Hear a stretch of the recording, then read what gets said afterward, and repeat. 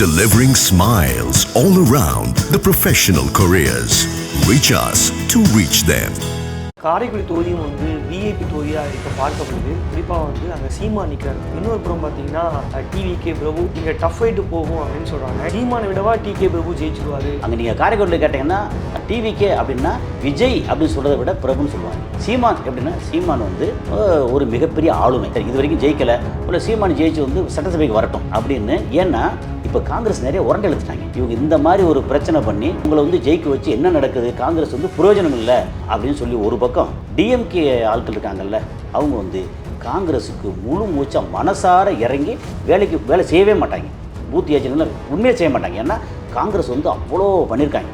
28 சீட்டில் 8 சீட்டு தான் அதிகபட்சம் ஜெயிக்க வைப்பாங்கன்னு நான் நினைக்கிறேன். அப்போ இங்கே சீமான இடத்துல காங்கிரஸை போட்டோம்னா காரணம் சரி எப்படியும் தோக்க போகிறாங்க அப்படின்னு. அம்மா மக்கள் முன்னேற்ற கழகம் காசு கொடுத்தா கூட 25,000 ஓட்டு 30,000 ஓட்டு தாண்ட மாட்டாங்க. என்னத்தை பண்ணாலும் டிஎம்கே காங்கிரஸை தோளில் தூக்கி சமக்காது. இந்த 80,000 ஓட்டு சீமான் வாங்க போகிறாரா பிரபு வாங்க போகிறாரா? ஆகாயம் தமிழ் நண்பர்களுக்கு அன்பு வணக்கம். நம்முடன் அரசியல் விமர்சகர் திரு கசாலி அவர்கள் இருந்திருக்கிறார். வணக்கம் சார். வணக்கம் யூனுஸ் சார். காரைக்குடி தொகுதியும் விஐபி தொகுதியாக இப்போ பார்க்கப்படுது. குறிப்பாக அங்கே சீமா நிற்கிறார். நாம் தமிழர் கட்சியோட ஒருங்கிணைப்பாளர், எல்லாருக்கும் நல்ல தெரிஞ்ச பரிச்சயமான சீமான் நிற்கிறாரு. இன்னொரு புறம் பார்த்தீங்கன்னா டிவிகே பிரபு அப்படின்னு சொல்லி உள்ளூரில் நல்ல செல்வாக்குள்ள ஒரு நபர் நிற்கிறாரு. இங்கே டஃப் ஃபைட்டு போகும் அப்படின்னு சொல்கிறாங்க. எனக்கு என்ன டவுட்னா, சீமானை விடவா டிகே பிரபு ஜெயிச்சிருவார். அப்படி இயல்பாக எழுறதுல தப்பு இல்லை, அது எழத்தான் செய்யும். அது என்னென்னா, அங்கே சீமான் நிற்க போகிறாருன்னு சொல்கிறதுக்கு முன்னாடியிலிருந்தே ஒரு சில வருடங்களாக அவர் டிகே பிரபு இருக்கார்ல, டாக்டர் பிரபு, அவர் நலத்திட்டங்கள் அது தம்பிகளுக்கு இதுன்னு சொல்லிட்டு தன்னை ஒரு மிகப்பெரிய ஸ்டார் வேட்பாளராக முன்னிறுத்திட்டார். அங்கே நீங்கள் காரைக்குடியில் கேட்டிங்கன்னா டிவிகே அப்படின்னா விஜய் அப்படின்னு சொல்கிறத விட பிரபுன்னு சொல்லுவாங்க. அந்த அளவுக்கு. ஏன்னா அது நமக்கு தெரிஞ்ச இடம் அந்த அளவுக்கு. சரி, சீமான் எப்படின்னா சீமான் ஒரு மிகப்பெரிய ஆளுமை. ஒரு கட்சியை வழி நடத்துறது சாதாரண விஷயம் இல்லை. அப்போ என்ன வரும்னா, நமக்கு இப்போ சரி டிஎம்கே அப்படின்னு போட்டிங்கன்னா டிஎம்கேயும் ஒரு ஸ்டார் கேண்டிடேட் போட்டிருந்தா பயங்கர டஃப் ஆகிட்டுங்க, இவரா அவரான்னு சொல்லியிருக்கோம். ஆனால் டிஎம்கே காங்கிரஸுக்கு அந்த இடத்த கொடுத்துருக்காங்க. ஒருவேளை சீமான் ஜெயிச்சுட்டு போகட்டும் அப்படின்னு சொல்லி, ஏன்னா சில நேரம் அப்படி அண்டர்ஸ்டாண்டிங் இருக்குது. சரி இது வரைக்கும் ஜெயிக்கலை, இல்லை சீமான் ஜெயிச்சு சட்டசபைக்கு வரட்டும் அப்படின்னு. சரி ஓகே அப்படின்னு காங்கிரஸுக்கு கொடுத்தா அது என்ன நடக்கும், அது ஓவராலாக வேலையும் செய்ய மாட்டாங்க. ஏன்னா இப்போ காங்கிரஸ் நிறைய உரண்டை எழுத்துட்டாங்க. சீமானை பொறுத்த மட்டும் ஓகே ஜெயிக்கட்டும் அப்படின்னு நினச்சி காங்கிரஸுக்கு கொடுத்துருக்கலாம் டிஎம்கே. ஒருவேளை டிஎம்கே ரொம்ப ஸ்ட்ராங்கான கேண்டிடேட்டை, ஒரு பெரிய கற்பனை அந்த மாதிரி ஒரு ஸ்ட்ராங்கான கேண்டிடேட்டாக ஒருவேளை போட்டிருந்தா, ஏடிஎம்கேல ஹெச் ராஜா நிற்க போகிறதா சொல்லியிருந்தாங்க. முதல்ல அவருக்கு உடம்பு சரியில்லாத சூழல் இருக்குது. அதில் இப்போ போய் நின்னா கூட நான் கேட்கிறேன், ஸ்டாலின் என்ன தவறு பண்ணார்? ஸ்டாலின் சூப்பராச்சே, ஏன்னா ஹாஸ்பிட்டலில் 2 வாட்டி போய் பார்த்துட்டாரு. அதுக்கப்புறம் இங்கே மோடியோ அமித்ஷாவோ வந்திருக்கும் போது கண்டுக்கவே இல்லை அவரை. அப்போ என்ன பண்ணிட்டாரு, ரைட்டு ஓகே நமக்கு ஸ்டாலின் தான் சூப்பர் அப்படின்ட்டு பிஜேபி கேண்டிடேட் டிஎம்கேக்கு ஆதரவாக பேசிடுவார் அவர். அந்த மாதிரி அதனால் அவரை விட்டுட்டு என்ன தேர்போக்கி வி பாண்டி அப்படின்னு ஒரு தேர்போக்கி பாண்டியன் ஒருத்தர் அம்மா மக்கள் முன்னேற்ற கழகம் அந்த கேண்டிடேட் அங்கே நிற்கிறாங்க. ஜெயிப்பாரா சார் அவர்களா? இல்லை, அதெல்லாம் சீமான் ஜெயிக்கட்டும்னு போடுறது. அதில் ஓகே ஓகே. இப்போ டிஎம்கேயும் அப்படி தான் போடுறது, சீமான் ஜெயிக்கட்டும் வாக்கு பிரிக்கட்டும் அப்படின்ற மாதிரி. இல்லை, சீமான் ஜெயிக்கட்டும்னு சொல்லி வாக்கு பிரிக்கன்னா வேற ஆளை போடுவாங்க. ஆனால் சீமானு ஜெயிக்கட்டும்னு போகிறது தான். இது அம்மா மக்கள் முன்னேற்ற கழகம் என்ன செய்வாங்க, அங்கே இப்போ சகல விதமான மதத்தில் இருக்காங்க, ஜாதியில் இருக்காங்க. என்ன பண்ணாலும் அங்கே மொத்த ஓட்டு 3,03,371 வாக்காளர்கள். அங்கேயும் குறைஞ்சபட்சம் 2.5 லட்சம் பேர் ஓட்டு போடுவாங்க. ஓகே, அந்த 2.5 லட்சம் பேரில் சீமானுக்கு இந்த முறை போட்டு ஜெயிக்க வைக்கணும்னு ஒரு ஆத்மார்த்தமாக இருப்பாங்கல்ல, அந்த ஆத்மார்த்தமாக இருக்க இளைஞர்கள் டிவிக்கு விசிலுக்கு போட போகிறாங்களா அல்லது சீமானுக்கு போட போகிறாங்களான்னு ஒரு சின்ன பிரச்சனை இருக்குது. சரி, சீமானுக்கு ஒரு 35-40 வயசுக்கு மேலே உள்ளவங்க சீமானுக்கு போடுவாங்களான்னா கொஞ்சம் போடுறதுக்கும் வாய்ப்பு இருக்குது. ஆனால் காங்கிரஸுக்கு போகிறது பேர சீமானுக்கு போட்டலாம், ஒரு முறை போட்டுமே அப்படின்னு இல்லை. அதான் இப்போ எப்படின்னா போட்டி எப்படின்னா, நீங்கள் டிஎம்கே அலையன்ஸு காங்கிரஸு அது விட்டுருங்க, 3வது இடத்துக்கோ அப்படி தான் போக வாய்ப்புன்னு நான் நினைக்கிறேன். நீங்கள் டிஎம்கே என்ன தான் இங்கே மக்களுக்கு நல்லது இதெல்லாம் பண்ணியிருக்காங்கன்னா நிற்க போகிறது காங்கிரஸ். கை சின்னம் வந்துருச்சு அப்படின்னாலே உங்களுக்கு வந்து இப்போ எல்லார் கையிலும் மொபைல் இருக்கா, ஒரு பிரவீன் சக்கரவர்த்தியும் ஒரு மாணிக்கம் தாக்கூரும் ஒரு ஜோதிமணியும் முகத்துக்கு மாதிரி மனசில் வந்து போகும். இவங்க இந்த மாதிரி ஒரு பிரச்சனை பண்ணி இவங்களை வந்து ஜெயிக்க வச்சு என்ன நடக்குது, காங்கிரஸ் வந்து பிரயோஜனம் இல்லை அப்படின்னு சொல்லி ஒரு பக்கம் டிஎம்கே ஆட்கள் இருக்காங்கல்ல, அவங்க வந்து காங்கிரஸுக்கு முழு மூச்சாக மனசார இறங்கி வேலை செய்யவே மாட்டாங்க. பூத் ஏஜென்ட்லாம் உண்மையை செய்ய மாட்டாங்க. ஏன்னா காங்கிரஸ் வந்து அவ்வளோ பண்ணியிருக்காங்க. அப்போது 28 சீட்டில் வந்து 8 சீட்டு தான் அதிகபட்சம் ஜெயிக்க வைப்பாங்கன்னு நான் நினைக்கிறேன். அப்போது இங்கே வந்து சீமான் இடத்துல காங்கிரஸை போட்டோன்னா காரணம் சரி எப்படியும் தோக்க போகிறாங்க அப்படின்னு சீமானுக்கு ஒரு வாய்ப்பு. அப்புறம் பிரபு, அவர் வந்து பிரபு சீமான் 2 பேரையும் நம்ம வந்து ஒப்பமே. சீமானோட பிரபு பெரியாளா அப்படின்னா தமிழ்நாடு முழுக்க சீமான் பெரியாள், காரைக்குடியில் பிரபு பெரியாள். எப்படி சார்? காரைக்குடி தான் சீமானுக்கு சொந்த ஊர் சொந்த ஊராக இருக்கலாம். ஆனால் காரைக்குடியில் இவர் சீமான் வந்து பெரிய அறிமுகம், தமிழ்நாடு முழுக்க பெரிய தலைவர், அவர் ஒரு கட்சியோட ஒருங்கிணைப்பாளர். ஓகே, அப்போது சீமான் வந்து தமிழ்நாடு முழுக்க அறிமுகமான ஒரு பெரிய தலைவர். ஆனால் பிரபு வந்து காரைக்குடியில் பெரிய ஆள். ஏன் சொல்கிறேன்னா லோக்கல் டான் இறங்கி அவ்வளோ பண்ணியிருக்காரு.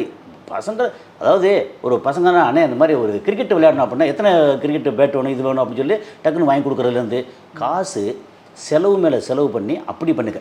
இன்னொன்று, எப்படி பார்த்தாலும் இளைஞர்கள் இருக்காங்கல்ல, அந்த இளைஞர்கள் சீமானுக்கு போடுவாங்களா பிரபுக்கு போடுவாங்களா அப்படின்னு கேட்டிங்கன்னா அந்த குழப்பம்தான். அப்புறம் இன்னொரு பெரிய ப்ளஸ் மைனஸ் எடுத்தோம்னா, சீமான் முதல்ல சொல்கிறாரு நான் வாக்குக்கு காசு கொடுக்க மாட்டேன்னு சொல்கிறாரு.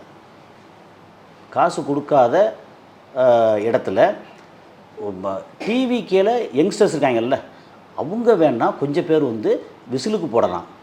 ஓகே, இப்போ இவரை தமிழ் தேசியம்னு சொல்லி நம்பி அதில் வந்து கொஞ்சம் பேர் போடலாம். கொஞ்சம் பேர் என்ன, எப்படி பார்த்தாலும் அங்கே 2 லட்சம் பேர் வந்து ஓட்டு போட போகிறாங்கன்னு வச்சுக்குவோம். ஓகே, அந்த 2 லட்சம் பேரில் காசே இல்லாமல் எப்படி பார்த்தாலும் காங்கிரஸ் வந்து காசு பெருசாக செலவு பண்ண மாட்டாங்க. கொஞ்சம் பண்ணலாம், வேலையும் பார்க்க காசு செலவு பண்ண மாட்டாங்க. அல்லது காசை வந்து கொடுத்தந்தாங்க. இந்த தெருவில் 200 பேர் இருக்காங்க, ஒரு ஆளுக்கு 1000 ரூபா அப்படி மாணிக்கம் வந்து இந்தாங்க வந்து ஒரு 20 லட்ச ரூபா கொடுக்கணும் அப்படின்னு சொல்லியாச்சுன்னா நேராக போக 5 வீடு தாண்ட உடனே அப்படியே டேர்ன் பண்ணிட்டு வீட்டுக்கு போயிடுவாங்க. காசு போய் சேராது. ஓகே, அதே மாதிரி நீங்கள் அம்மா மக்கள் முன்னேற்ற கழகம் அவங்க வந்து ஏடிஎம்கேயும் ஏஎம்எம்கேயும் வந்து பொருந்தா கூட்டணியாக தான் இருக்கு இன்னும்.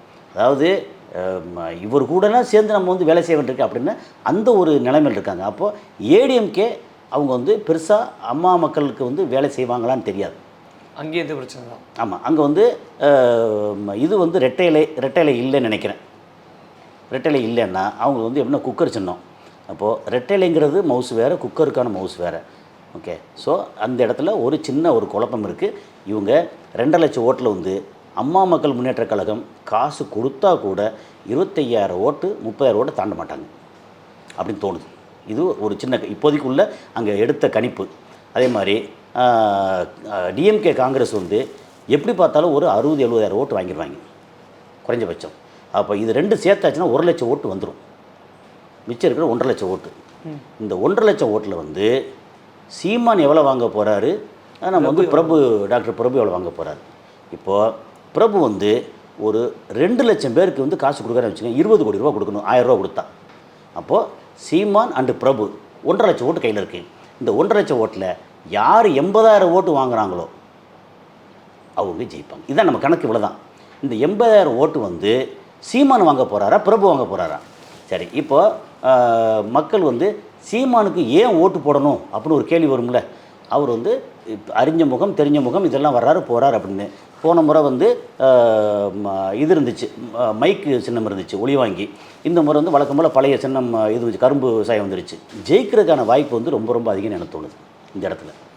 இதெல்லாம் பிரித்தா சீமான் ஒரு பக்கம் பிரிக்கிறாரு, இது வந்து காங்கிரஸ் ஒரு பக்கம் பிரிக்கிறாங்க. பிரித்த போக நமக்கு வந்து டிகே பிரபு அவர் வந்து மார்ஜினில் ஜெயிக்க வாய்ப்பு இருக்குது. சீமானா பிரபுவா அப்படின்ற ஒரு பெரிய டக் ஆஃப் வார் அங்கே இருக்குது அப்படி சொல்லலாம். இல்லை, ஓரளவு வேலையும் பார்த்துக்காரு, அறிமுகமாக இருக்கார். ஓகே, சீமான அளவுக்கு அறிமுகம் இல்லாட்டாலும் அந்த ஏரியாவில் வந்து அறிமுகம் ஆயிருக்காரு. ஏற்கனவே போன பார்லிமெண்ட் எலெக்ஷனில் தமிழ்நாட்டில் மொத்தம் இருக்கக்கூடிய 39 தொகுதியில் நாம் தமிழர் கட்சி ஹையஸ்ட் ஓட்டு வாங்கினது வந்து சிவகங்கை. காரைக்குடி தொகுதி சேர்ந்தது. ஓகே, அதிகமான ஓட்டு வாங்குச்சு. அங்கே வந்து ஒரு ப்ரொஃபஸர் நின்னாங்க. ஓகே, ஸோ அந்த ஏரியாவில் வந்து நாம் தமிழர் கட்சிக்குன்னு ஒரு ஓட்டு இருக்குது. ஆனால் அதை பிரிக்கிறது யார்? இதே இது வந்து பிரபு இல்லாமல் ஒரு சாதாரண யாராக இருந்தால் சீமானுக்கு வந்து தலையில் ஈஸியாக ஜெயிச்சலாம்னு சொல்லிடலாம். ஆனால் இவர் பிரபு அப்படி இல்லை. அவர் நிறைய வேலை செஞ்சுருக்காரு. கடந்த 2 வருஷம் வேலை செஞ்சுருக்கிறாரு. அதாவது நம்ம வெறுமனே வந்து மீடியாவில் மட்டும் இல்லை, மீடியா எடுத்தால் வர்றாரு, பேசுகிறாரு, ஊரில் போனால் பேனர் இருக்குது, கல்யாணம் நல்லது கெட்டதுக்கு போகிறாரு, பசங்க எல்லாருக்கும் ரொம்ப தெரிஞ்சு இப்படி பண்ணுறாரா? இதுதான் ஒரு அரசியல்வாதிக்கு தேவை. என்னென்னா, நாளைக்கு நம்ம வந்து இப்போ கேண்டிடேட்டாக போகிறோமோ இல்லையோ, இன்றைக்கிலேருந்தே நம்மளை தகுதிப்படுத்திக்கிட்டு இருக்கோம் அப்படின்னு தகுதிப்படுத்தினவர் பிரபு. சீமான் வந்து தெரியாமல், யாருக்கும் தெரியாமல் ஒருவேளை தேர்தல் இது ஓட்டுக்கு காசு கொடுத்தாருன்னு வச்சுங்களேன், பேர்கிட்ட போயிடும். அப்போ காசு கொடுக்க முடியாது. அப்போ காசு கொடுக்காத இடத்துல வந்து சீமானுக்கு வந்து எவ்வளோ பேர் ஆதரிப்பாங்கன்னு ஒன்று இருக்குல்ல, அந்த ஆதரவு வந்து அதுதான் சொல்கிறது. ஒரு 50-60,000 ஓட்டு வந்து ஈஸியாக கிடைக்கும் அவருக்கு. இல்லைன்னா 20,000 ஓட்டு கிடைக்கும். சீமான் இல்லாமல் வேறு யாராக இருந்தால் 15,000 ஓட்டு 20,000 கிடைக்கும். சீமானுக்கு வந்து ஒரு 50-60,000 ஓட்டு கிடைக்க வாய்ப்பு இருக்குது அப்படிங்கிறது நான் வந்து நிறைய அங்கே பேசின இடத்துல இருந்து. இவருக்கு காங்கிரஸுங்கிறது இப்போ சீமானுக்கு ப்ளஸ்ஸு, அம்மா மக்கள் முன்னேற்ற கழகங்கிறது சீமானுக்கு ப்ளஸ்ஸு. அந்த சீமானுக்குள்ள ப்ளஸ் இருக்கு இல்லையா, அதை வந்து கொஞ்சம் ஒரு மாதிரி தட்டி தூக்கிட்டு போகிறது வந்து பிரபு அப்படின்னு சொல்கிறாங்க. ஒருவேளை பிரபு வந்து சரி நம்ம சீமான் அவரை எதிர்த்து நம்ம எப்படி பண்ணுறது அப்படின்னு கையை கொஞ்சம் சுருக்கிக்கிட்டாரு, பெருசாக ஒன்றும் பண்ணலை அப்படின்னா சீமானுக்கு வாய்ப்பு இருக்குது. இல்லை நான் ஜெயிச்சே சீமானை எதிர்த்து நான் ஜெயிச்சேன்டா அப்படின்னு சொல்லி ஜெயிச்சு தருவேன், அல்லது இங்கே வந்து டிவிகேல ஜெயிக்கக்கூடிய கேண்டிடேட் அப்படி ஜெயிச்சு போகிறதுல ஒரு உதாரணத்துக்கு ஒரு 5 எம்எல்ஏ போகிறான்னு வச்சுங்களேன், அதில் நானும் ஒரு ஆள் அப்படின்னு நினச்சாங்கன்னா ஒரு வந்து பிரபுக்கு வாய்ப்பு இருக்குது. பிரபுக்கு நம்பர் 1 எப்படி பார்த்தாலும் பிரபு சீமானும் கிட்டத்தட்ட சேமாக இருக்காங்க. நமக்கு வந்து இன்னும் ஒரு 19-20 நாள் டைம் இருக்குது. இதில் வந்து அடுத்தடுத்து என்ன மாதிரி வேலை செய்கிறாங்க, மக்கள் மனதில் வந்து எப்படி பார்த்தாலும் எவ்ரி டே மாறும். ஆமாம், இப்போ கடைசியில் வந்து ஒரு 17ஆம் தேதி 18ஆம் தேதி இருக்கு இல்லையா, அந்த டைமில் நம்ம பார்த்தோம்னா என்ன மனநிலை இருக்குது. இப்போ இன்றைக்கி பேசுகிறது வந்து தவறாக இருக்கலாம், கொஞ்சம் மாறி இருக்கலாம். ஆனால் எது எப்படி தான் சரி, காங்கிரஸ் மாற போகிறதே இல்லை. நீங்கள் 18ஆம் தேதியாக இருக்கட்டும், இல்லை வந்து அடுத்த வருஷமாக இருக்கட்டும், எப்படி பார்த்தாலும் வந்து காங்கிரஸோட நிலைமை மாற போகிறதில்ல. ஒருவேளை அம்மா மக்கள் முன்னேற்ற கழகம் வந்து இந்த 20 நாளில் வந்து இல்லை நம்ம ஜெயிச்சே தீரணும் அப்படின்னு இறங்கி வேலை பார்த்தாங்கன்னா வேலை பார்த்துருவாங்க. அப்போ அது வந்து என்ன ஆகும்னா, பிரபு ஓட்டை பிரிக்க போதா இல்லை சீமான் ஓட்டை பிரிக்க போதான்னு தெரியாது. எப்படியோ அங்கே வந்து ஒரு கணக்கு இவ்வளோ தான், 2 லட்சம் ஓட்டு, அதில் வந்து 1.5 லட்சம் ஓட்டு வந்து இந்த 2 பேரில் எவ்வளோ வாங்க போகிறாங்க அப்படிங்கிறது தான் இந்த ஒரு கணக்கு. சீமானுக்கு வந்து வாய்ப்பு இருக்குது அல்லது இல்லை, 50-50 அப்படின்னு சீமானுக்கு சொல்லலாம். உங்களுடைய கருத்துக்களை எங்களோட பகிர்ந்து நன்றி.